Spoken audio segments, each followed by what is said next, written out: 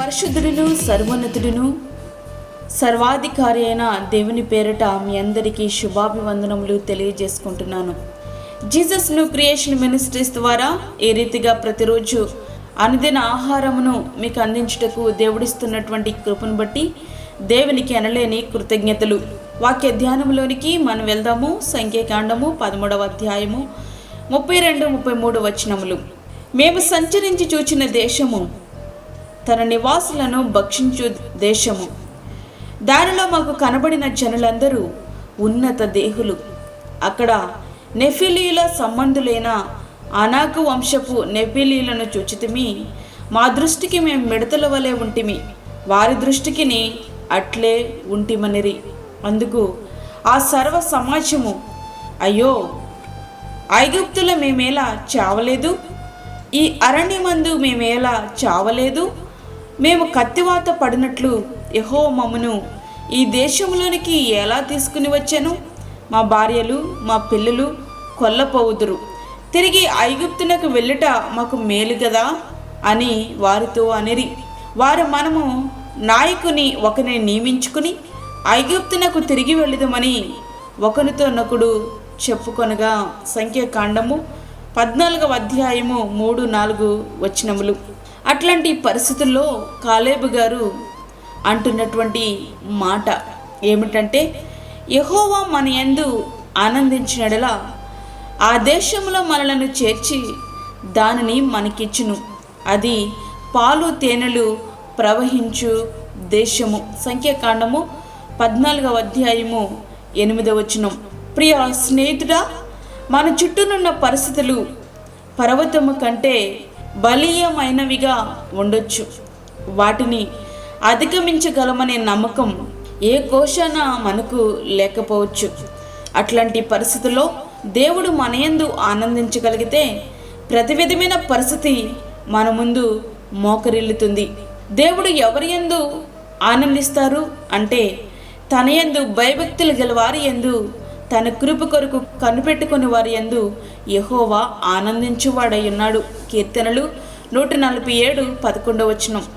తన యందు భయభక్తులు గలవారి యందు ఆయన ఆనందించును, తన కృప కొరకు కనిపెట్టుకుని వారి యందు ఆయన ఆనందించును. దేవుని యందలి భయము, భక్తి మనకు అవసరం. చాలామంది భక్తి చేస్తారు, కానీ భయం అనేదే ఉండదు. యోసేపు గారికి పవిత్రమైన జీవితం ఎలా వచ్చింది అంటే, దేవుని యందు భయభక్తులు కలిగి ఉన్నందున. యోసేపు ఐగుప్తులో బానిసగా తన జీవితాన్ని జీవిస్తున్నటువంటి సమయంలో పొతీఫరు భార్య అతన్ని కోరుకున్నది. అది అతనికి మంచి అవకాశమే. ఆమెతో స్నేహం చేస్తే బానిసగా బ్రతకాల్సిన అవసరమే లేదు. అతడు ఇంట్లో ఒంటరిగా ఉన్న సమయంలో ఆమె అతనిని బలవంతం చేసింది. అతడు ఒప్పుకున్నా ఎవరికి తెలిసే అవకాశమే లేదు. అయితే మనుషుల కళ్ళు కప్పినా దేవుని నుండి తప్పించుకోలేననే గ్రహింపు యోసేపు గారు కలిగి ఉన్నారు. అందుకే పాపమునకు అందనంత వేగంగా పారిపోయాడు. తన పవిత్రతను కాపాడుకోగలిగారు. దేవుని యందు భయము, భక్తి కలిగినటువంటి వ్యక్తి పవిత్రమైన జీవితాన్ని ఎల్లప్పుడూ జీవిస్తాడు. నీవు అతని భార్యవైనందున నిన్ను తప్ప మరి దేనిని నాకు అప్పగించి ఉండలేదు, కాబట్టి నేనెట్లు ఇంత ఘోరమైన దుష్కార్యమును చేసి దేవునికి విరోధముగా పాపమును కట్టుకొందునని తన యజమానుని భార్యతో అనెను. ఆదికాండము 39వ అధ్యాయము 9వ వచనం. మనము కలిగి ఉండాల్సిన పవిత్రమైన జీవితం, పాపము చేయడానికి అవకాశం లేక పవిత్ర జీవితం జీవించటము కాదు, కానీ మన కుటుంబస్తులకు, బంధువులకు దొరికిపోతామని పాపము చేయడానికి దూరంగా ఉండడము కాదు, కానీ మనుషులు చూడకపోయినా దేవుడు చూస్తున్నాడనే భయము మనము పవిత్ర జీవితాన్ని జీవించడానికి కారణమవుతుంది. కాగా ప్రియులారా, మీరెల్లప్పుడూ విధేయులన్న ప్రకారము నా ఎదుట ఉన్నప్పుడు మాత్రమే కాక మరి ఎక్కువగా నేను మీతో లేని ఈ కాలమందును భయముతోనూ భక్తితోనూ మీ సొంత రక్షణను కొనసాగించుకొనుడి. ఫిలిప్పీ 2వ అధ్యాయము 12వ వచనం. తన కృప కొరకు కనుపట్టుకొని వారి యందు ఆయన ఆనందించును. కృప అంటే అర్హత లేని వానికి అర్హతనిచ్చేదే కృప. యెహోవా కృపగలవాడు, ఆయన వాత్సల్యత ఎడతెగక నిలుచుచున్నది గనుక మనము నిర్మూలము కాకున్న వారము. విలాపవాక్యములు 3వ అధ్యాయము 22వ వచనం. ప్రియ స్నేహితుడా, వాక్యం వింటున్నటువంటి ప్రియమైన దేవుని బిడ్డ, ఈ సత్యాన్ని గ్రహించి ప్రతి పరిస్థితి యందు ఆయన కృప కొరకే కనిపెట్టుకుని ఉండాలి. ఇది ఎప్పుడు సాధ్యము అంటే, నాకంటూ ఏ అర్హత లేదని, నాకున్నదేది నేను జీవించడానికి అర్హత కాదని, నా జీవనం, నా జీవితం, నా ఆనందం, అతిశయం అన్నీ దేవుని అందే అనే గ్రహింపులోనికి నీకు వచ్చినప్పుడు నీవు ఆయన కృప కొరకే కనిపెడితే ఆయన నీ యందు ఆనందిస్తారు. ఆయన నీ యందు ఆనందిస్తే ఆయనవన్నీ నీవే.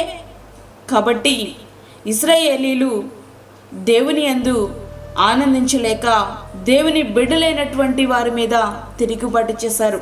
ప్రియ స్నేహితుడా, వాక్యం వింటున్నటువంటి ప్రియమైన దేవుని బిడ్డ, నీవు దేవుని యందు ఆనందించగలిగితే పాలు తేనెలు ప్రవహించే దేశంలోనికి ఆయన నిన్ను తీసుకుని వెళ్తారు. నీవు ఇహలోక సంబంధమైన వాటిని చూడకు, భూ సంబంధం వాటి కొరకు వేగిరపడకు. ఇశ్రాయేలు వలె వెనక్కి తిరిగి వెళ్ళిపోవాలి అనేటువంటి తలంపు రానియకు. ఎందుకంటే నీ కొరకు అత్యున్నతమైనటువంటి రాజ్యమును ఆయన సిద్ధపరుస్తున్నారు. కాబట్టి ఆయన వైపు చూస్తూ ఆయన యందు ఆనందిస్తూ ముందుకు సాగిపో. అట్టి కృప ధన్యత దేవుడు మనకి అనుగ్రహించునుగాక. ఆమేన్. వాక్యం విన్నటువంటి ప్రియమైన దేవుని బిడ్డలారా, ప్రార్థనలో ఏకీభవించండి. పరిశుద్ధమైన తండ్రి, ప్రేమగల యేసు ప్రభువా, నీ ప్రేమగల పాదములకు లెక్కలేని స్తుతి స్తోత్రములు చెల్లించుకొంచున్నాను. శ్రేష్టమైన మరి యొక్క దినాన్ని మా జీవితంలో మీరు అనుగ్రహించారు, నీకు వందనాలు. ఈ దినమంతటికి కావలసిన నీ భద్రత, నీ క్షేమాన్ని మాకు దయచేయండి ప్రభువా. వాక్యమైన నీ బిడ్డలందరినీ కూడా మీరు దర్శించండి. నీ కృపలో ప్రతి ఒక్కరు కూడా ఆనందించుటకు సహాయం చేయండి. అదేవిధంగా బలహీనులను బలపరచండి. చంటి బిడ్డలను, వృద్ధులను, గర్భిణీ స్త్రీలను మీరు జ్ఞాపకం చేసుకునండి ప్రభువా. వారికి కావలసిన నీ తోడు, నీ కాపుదల దయచేయండి. గర్భఫలము లేని బిడ్డలకు గర్భఫలము దయచేయండి. అప్పుల బాధలతో ఇబ్బంది పడిచిన నీ బిడ్డలకు కావలసిన అవసరతలు మీరు తీర్చండి నాయన. దూరదేశంలో ఉండి వాక్యం వింటున్న నీ బిడ్డలకు కావలసినటువంటి నీ కృపను సమృద్ధిగా దయచేయండి. యేసయ్యా, నీకు వందనాలు, స్తోత్రములు. ఈ దినమంతా కూడా నీ బిడ్డలైన వారికి నీ కాపుదలు అనుగ్రహించి బలపరిచి, మాకు కాదు యెహోవా, మాకు కాదు, సమస్తమై మా ప్రభావములు మీకే ఆరోపించుకుంటూ యేసు పరిశుద్ధ నామమున అడిగి వేడుకుంటున్నాము తండ్రి. ఆమేన్. ఈ యొక్క వర్తమానములు మీ బంధువులకు, మీ స్నేహితులకు షేర్ చేయండి. దేవుని సేవలో మీరు కూడా పాలిభాగస్తులు కండి. అదేవిధంగా మీ ప్రార్థన అవసరతలు మాకు తెలియచేయండి. మా ఫోన్ నెంబర్ 9177377559. దేవుడు మిమ్మను, మీ కుటుంబమును దీవించునుగాక. ఆమేన్. దేవుని సేవలో మీ సహోదరి అన్నామణి సాల్మన్. ఫ్రెండ్స్, మరిన్ని వీడియోస్ కొరకు మా ఛానల్ని సబ్స్క్రైబ్ చేయండి, షేర్ చేయండి, లైక్ చేయండి. దేవుడు మిమ్మల్ని దీవించునుగాక. ఆమేన్.